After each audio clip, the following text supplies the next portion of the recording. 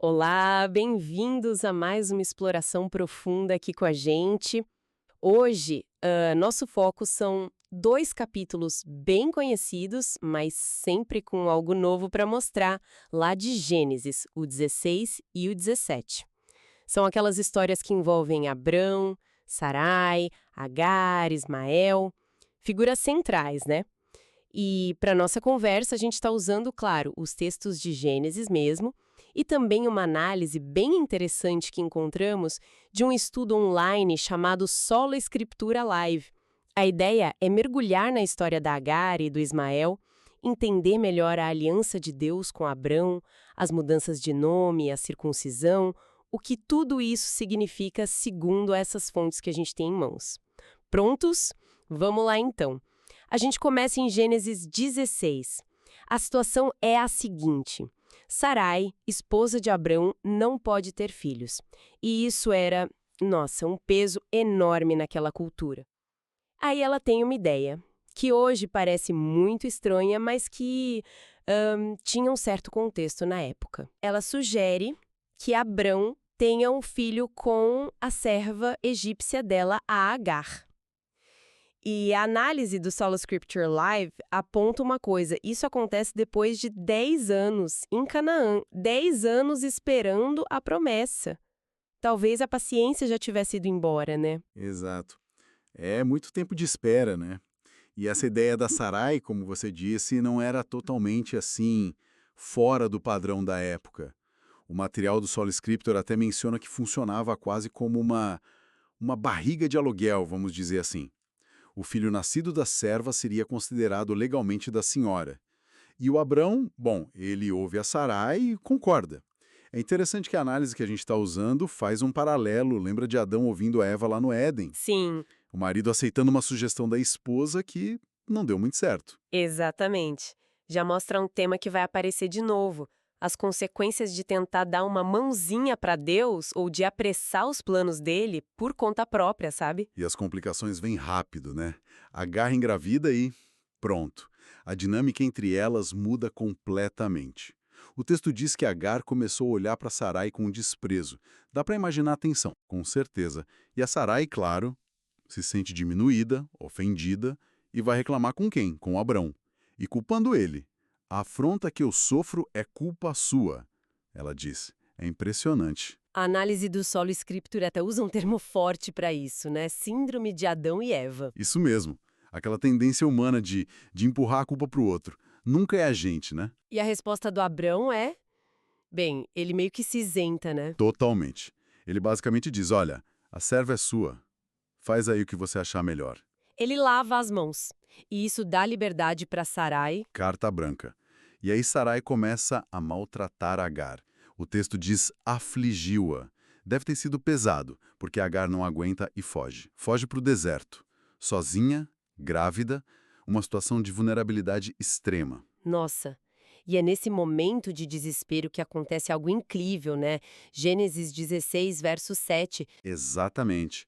Surge uma figura muito importante, o anjo do Senhor. E a análise que a gente está vendo ressalta que essa é a primeira vez que essa expressão específica, o anjo do Senhor, aparece nos textos que eles estavam estudando ali naquele momento. É um marco. E o que esse anjo faz? Ele encontra Agar justamente perto de uma fonte de água. Olha o simbolismo, vida no meio do deserto. E a instrução é bem direta, né? Volte para Sarai e se submeta a ela. Nossa, é uma ordem difícil, sem dúvida. Mas não é só isso, né? Junto com a ordem, vem uma promessa. E que promessa! Ele diz que a descendência dela vai ser tão numerosa que ninguém vai conseguir contar. Imagina ouvir isso naquela situação. Uau, e tem mais. Ele diz para ela dar um nome específico para o filho, Ismael. Isso. E explica o motivo. Porque o Senhor ouviu a tua aflição. O nome significa literalmente Deus ouve. Quer dizer, mesmo na fuga, no sofrimento, no aparente abandono, Deus estava vendo e ouvindo. É muito forte. É muito forte mesmo. E sobre esse anjo do Senhor, a identidade dele, sempre gera discussão, né? Sempre. E a análise do Sol Scriptor aqui traz uma interpretação bem definida. Eles argumentam que, pela forma como ele fala, especialmente lá no versículo 10, multiplicarei sobremaneira a tua descendência, ele fala em primeira pessoa, como quem tem autoridade divina para fazer isso. Ah, entendi. Não como um mensageiro que diz Deus fará, mas eu farei. Exato. Por isso, a conclusão que eles tiram é que não seria um anjo criado comum, mas sim uma teofania. Uma manifestação do próprio Deus? Talvez o Cristo pré-encarnado? Essa é a linha de interpretação deles. Mencionam que, claro, historicamente, alguns pensaram em anjos poderosos, tipo Miguel, mas a autoridade na fala eu multiplicarei aponta para algo maior. Eles até conectam isso com textos lá do Novo Testamento, como Atos 7 e Gálatas 3, que falam que a lei foi mediada por anjos. Talvez uma referência a essas aparições do anjo do Senhor, que eram entendidas como o próprio Deus agindo. Bem interessante essa conexão. Muito interessante. E além da promessa de descendência, tem também uma profecia sobre como seria o Ismael, né? No versículo 12. Sim, uma profecia um tanto dura. Diz que ele seria como um jumento selvagem, Uma imagem forte essa, indomável. isso, e que a sua mão seria contra todos e a mão de todos contra ele, e que viveria em hostilidade com seus parentes. E a análise do Solar Scriptura Live faz uma ligação direta disso com a história, né? Faz.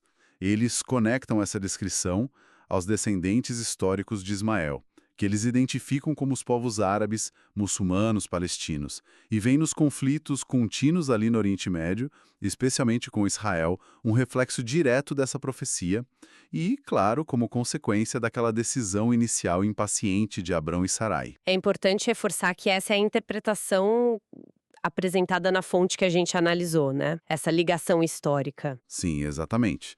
É a leitura que eles fazem a partir do texto e da história subsequente. E a Agar, depois de ouvir tudo isso, a ordem de voltar, a promessa, a profecia, como ela reage? A reação dela é de reconhecimento.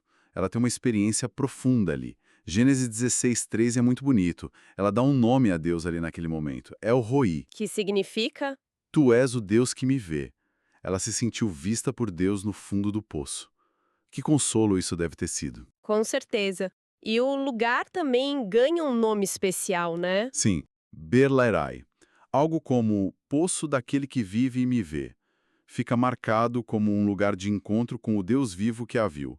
É um testemunho poderoso da graça alcançando alguém que estava, humanamente falando, perdida. Lindo isso. E o capítulo termina com uma nota de tempo. Abrão tinha 86 anos quando Ismael nasceu. Fecha esse ciclo. Exato. Aí, pulamos 13 anos, um salto no tempo. Gênesis 17, Abrão já está com 99 anos. 13 anos de silêncio, aparentemente. O texto não relata outras aparições nesse período. Pois é, e então Deus aparece de novo e se apresenta de uma forma diferente, mais imponente ainda. Sim, ele diz, eu sou o Deus Todo-Poderoso. Em hebraico, El Shaddai. Esse nome enfatiza o poder absoluto de Deus, a capacidade dele de fazer o impossível acontecer. Justamente o que Abraão precisava ouvir naquela idade, né? Com certeza, e a ordem que vem junto é: anda na minha presença e ser perfeito. Uma chamada à integridade, à fidelidade total. E aí Deus reafirma a aliança. A promessa de multiplicar a descendência de forma extraordinária. E qual a reação do Abrão agora, aos 99 anos? Prostração de novo. Rosto em terra. Sinal de reverência total diante da majestade de Deus. E aí Deus começa a detalhar mais essa aliança. E a primeira coisa é uma mudança de nome. Exatamente. O nome Abrão, que significava algo como pai exaltado, muda. Ele passa a se chamar Abraão, que significa pai de multidões. O nome agora reflete a promessa de forma mais ampla, né? Não só um pai com muitos filhos, mas pai de muitas nações. Isso. Deus diz que reis sairão dele. E que essa aliança não é algo passageiro, é uma aliança perpétua, para ele e para toda a descendência dele. E inclui a promessa da terra de Canaã como possessão perpétua também. É uma promessa imensa, que abrange tempo e espaço. Mas tem uma condição, né? O Sola Scriptura Live ressalta isso. Sim, no versículo 9, Deus diz: Quanto a ti, guardarás a minha aliança, tu e a tua descendência no decurso das suas gerações. Ou seja, a aliança envolve compromisso, fidelidade por parte de Abraão e dos seus descendentes. Não é unilateral. Entendi. E para marcar essa aliança de forma visível, Deus institui um sinal físico. A circuncisão. Gênesis 17, versos 10 a 13, é bem detalhado sobre isso. Todo homem na casa de Abraão, nascido em casa ou comprado como servo, tinha que ser circuncidado. Era a remoção da pele do prepúcio. E tinha um tempo certo para fazer isso nos bebês, né? No 8º dia de vida, era o sinal da aliança na carne, uma marca permanente de pertencimento ao povo de Deus sob essa aliança específica. E a ordem era séria. Se alguém não cumprisse, Seria extirpado do povo, eliminado, porque teria quebrado a aliança, mostra a seriedade do compromisso. a análise do Sola Scriptura que a gente está usando traz uma perspectiva adicional sobre a circuncisão, além do significado religioso, né? Algo mais prático. Sim, eles mencionam um aspecto ligado à saúde e higiene. A emoção do prepúcio ajudaria a prevenir o acúmulo de esmegma, que podia causar infecções. E levantam até a hipótese de que isso poderia reduzir o risco de certas doenças, mencionando até indiretamente a possibilidade de diminuir o risco de câncer de colo de útero nas esposas. Interessante. Seria uma forma de Deus cuidar também da saúde física do povo para garantir que a promessa de multiplicação se cumprisse de forma saudável. Exato. Uma visão que combina o sinal espiritual com um benefício prático de saúde pública, digamos assim, protegendo a linhagem prometida. E as novidades não param por aí em Gênesis 17. Deus também muda o nome da Sarai. Muda. De Sarai, que talvez significasse minha princesa, algo mais pessoal, para Sara, que significa princesa de forma mais ampla ou mãe de nações.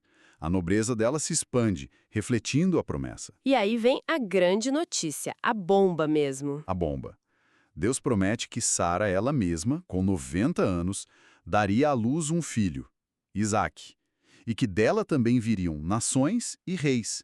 A promessa agora se centraliza nela também de forma direta e milagrosa. E a reação do Abraão? O texto diz que ele se prostrou de novo, mas Riu, riu. mas um riso interno, né? O texto diz, riu-se, pois, Abraão no seu íntimo. Ele pensou, cara, eu com 100 anos, Sara com 90, ter um filho? É uma reação muito humana, né? De incredulidade misturada talvez com espanto diante do absurdo divino da promessa. Totalmente compreensível. Mas mesmo com essa promessa incrível sobre Isaque, o coração de pai do Abraão lembra do Ismael. Ah, sim. Ele faz um pedido por Ismael, né? Faz. No versículo 18 ele diz, tomara que Ismael viva diante de ti. É um apelo por bênção, por aceitação, para o filho que ele já tinha, que ele amava. E Deus responde. Responde, mas é muito claro. Ele ouve o pedido por Ismael, mas a aliança principal, a linhagem da promessa, essa seria com Isaque. O Sola Escritura Live destaca bem essa firmeza de Deus em separar as coisas. Ismael foi fruto da iniciativa humana, da impaciência. Isaque seria o filho do milagre, da promessa pura. A aliança passaria por Isaque. Entendi a distinção. Mas Ismael não fica totalmente de fora das bênçãos, né? De forma alguma, Deus mostra graça com ele também.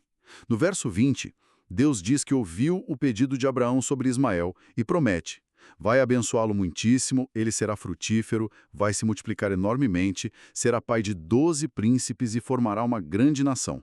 É uma bênção gigantesca. Uma bênção grande, mas diferente da aliança com Isaac. Exatamente. Deus reforça no verso 21. A minha aliança, porém, estabelecerei com Isaque. A bênção é ampla, mas a aliança é específica. A linhagem messiânica é com Isaque.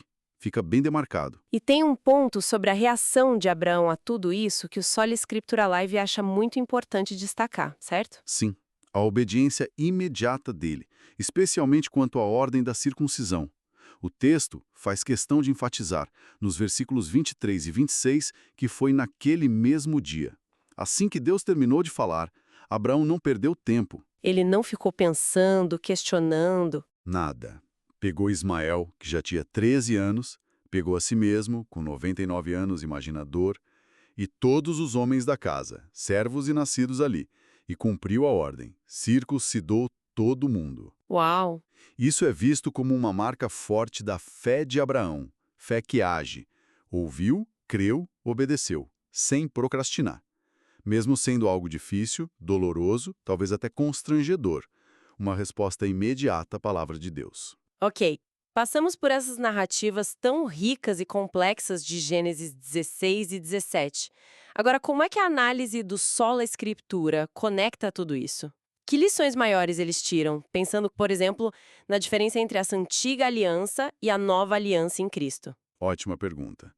Eles fazem um contraste bem claro e interessante. A circuncisão, como a gente viu, era um sinal externo, visível, na carne. Marcava quem pertencia ao povo da aliança com Abraão. Era um ritual físico. Certo. A leitura do Sola Escritura contrasta isso com o que seria o sinal da nova aliança. E para eles, esse sinal não é mais externo, mas interno.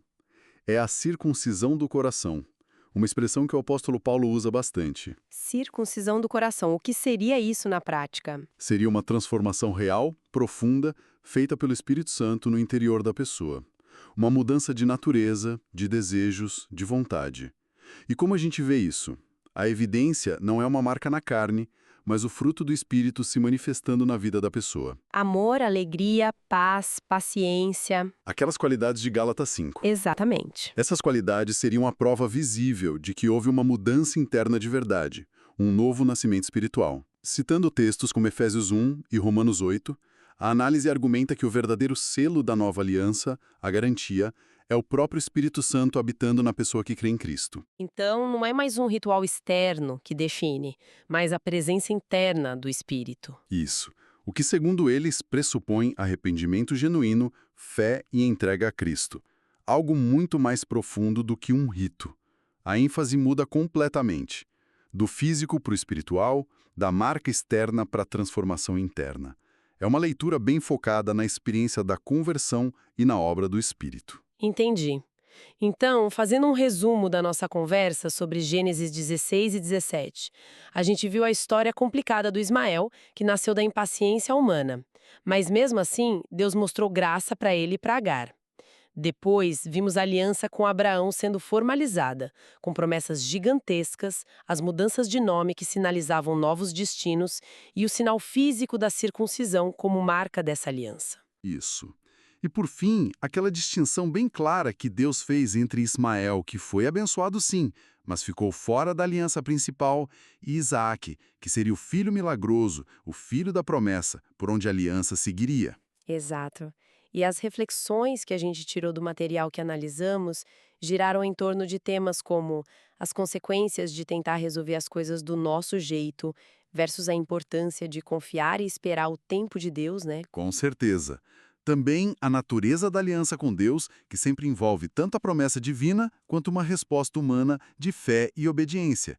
E aquele contraste forte entre o que nasce do nosso esforço, da nossa carne, digamos assim, representado por Ismael nessa leitura, e o que nasce do milagre, do poder de Deus, Isaac. Sem falar nas interpretações sobre o anjo do Senhor e essa transição importante dos sinais da aliança, do físico para o espiritual, do externo para o interno, como você acabou de explicar. Exato. São temas muito ricos e que continuam relevantes. E para a gente terminar, fica uma provocação, talvez algo para quem nos ouve pensar um pouco mais.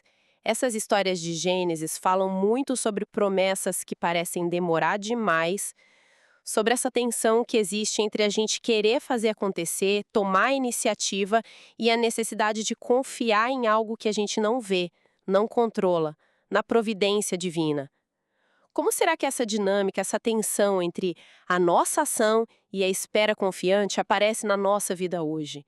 Nas nossas decisões, nas nossas expectativas, onde a gente traça essa linha entre fazer a nossa parte e realmente confiar que Deus está no controle, mesmo quando tudo parece parado ou impossível? Fica aí reflexão.